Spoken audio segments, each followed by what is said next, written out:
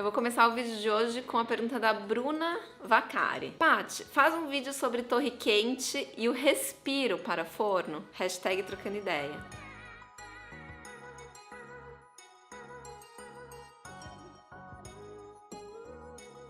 A Elaine me escreveu. Que legal, muito lúdico, ela tava falando de um outro vídeo. Tive uma dúvida. Por que o respiro do forno é embaixo e não em cima do móvel? Não deveria ser acima do forno, pois o ar quente sobe? Hashtag trocando ideia. Elaine, você tá certíssima. Aliás, muita gente tem essa dúvida, né? Por que fazer o respiro embaixo e não em cima? O ar quente sobe.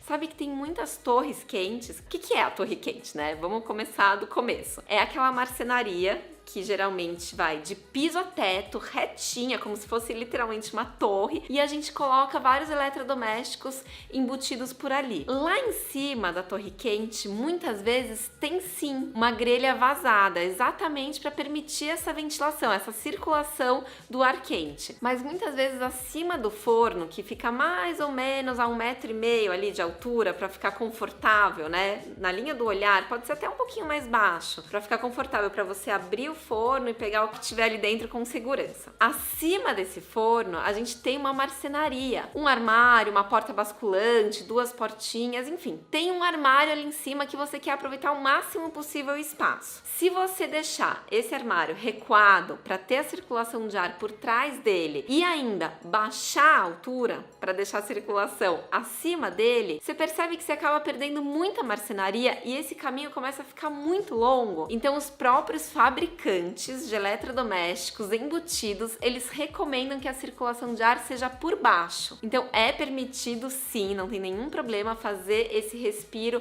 no fundo, lá na base da marcenaria. E é super importante lembrar que não basta a gente deixar o recuo na base de alvenaria, você precisa deixar um recorte na base da marcenaria também. A gente vai chegar lá. A Juliane me escreveu, hashtag trocando ideia. Aliás, se você quiser me fazer qualquer pergunta relacionada à obra, é só colocar essa hashtag nos meus vídeos ou nos vídeos do Esquadrão de Senza. Qual é o tamanho do degrau do respiro do forno? Ela me perguntou. Na verdade, o tamanho vai depender muito de cada modelo de forno. Os próprios fabricantes, geralmente, eles recomendam ali no próprio manual de instalação a altura exata para esse respiro. Mas, geralmente, a gente deixa em torno de 5 centímetros. Então, se sua base tem no total 10 centímetros, você vai ter um degrauzinho ali bem no alinhamento do forno de 5 centímetros. Vai continuar assim com uma base. Esse respiro ele não vai até o piso, ele vai só diminuir a altura da base, tá?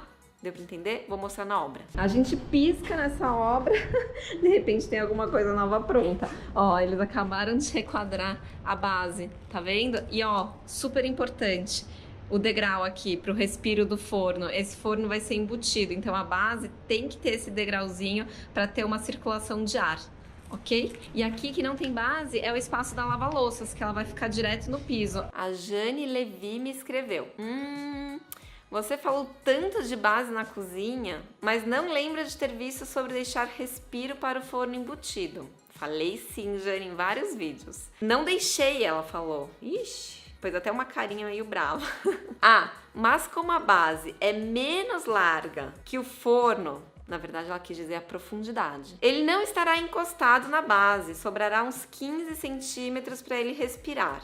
Então, Jane, não é suficiente. Esse respiro na parte da frente não é suficiente. Os fabricantes falam que não é seguro dessa maneira. É importante você deixar um respiro na parte de baixo toda do forno, não só ali na frente, naquele dentinho. Então a marcenaria termina aqui e a sua base tem lá uns 10, 15 centímetros recuado. Só esses 10, 15 não é suficiente para o respiro do forno. Precisa deixar toda essa base com respiro, tá bom? Dá uma revisada, de repente fala com o marceneiro, ele pode levantar um pouquinho o seu forno e deixar esse respiro ali na base, melhor. Eu vou aproveitar essa pergunta da Jane já para fazer um comentário que ninguém me perguntou aqui, mas que eu acho que é importante dizer. Qual é o problema, né? O que pode acontecer se a gente não deixar esse respiro? Primeiro, o seu forno pode se danificar. Pode acontecer um problema ali com o eletrodoméstico, porque ele precisa desse respiro para funcionar bem. E segundo, que eu já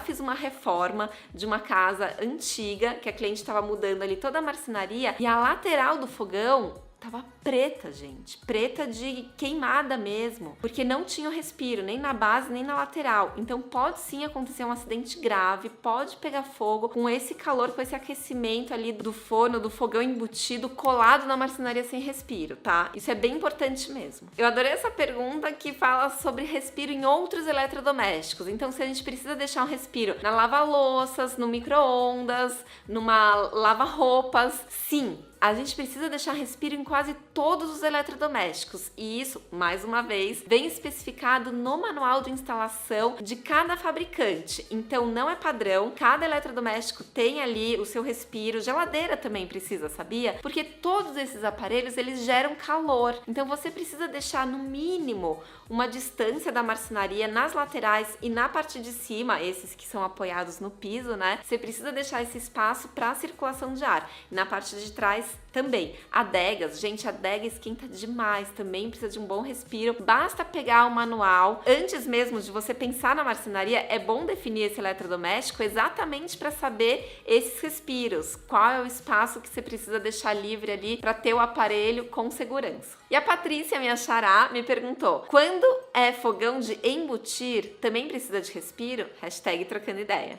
Sim, mas esse fogão de embutir é um pouquinho diferente. Eu vou deixar imagens aqui, olha, de projetos que eu fiz recentemente com esse tipo de fogão. E o respiro dele acontece na parte de cima do fogão. Lá no fundo dele, sabe, atrás das bocas ali onde você coloca a panela, tem um respiro próprio do fogão. Então você pode deixar ele colado na sua bancada. Na parte de baixo também tem alguns que pedem respiro na base, mas tem outros que não, que o respiro é só no fundo. Então, dependendo do modelo, o próprio eletrodoméstico já vem com esse respiro de fábrica ali na frente dele, ou no caso desse fogão, no fundinho. Eu já vi micro-ondas. É um micro-ondas que é forno ao mesmo tempo, é super legal. E ele é embutido e tem na parte de cima dele um respiro. Então você não precisa se preocupar em deixar ali esse vazado da marcenaria para circulação de ar. Mas isso depende de cada aparelho, tá bom? Vai me escrevendo, perguntando mais sobre obras, sobre qualquer coisa, sempre lembrando da hashtag trocando ideia. Se inscreve no canal, me fala se gostou do vídeo, se inscreve também no canal da Dicenza. Beijo, valeu, tchau!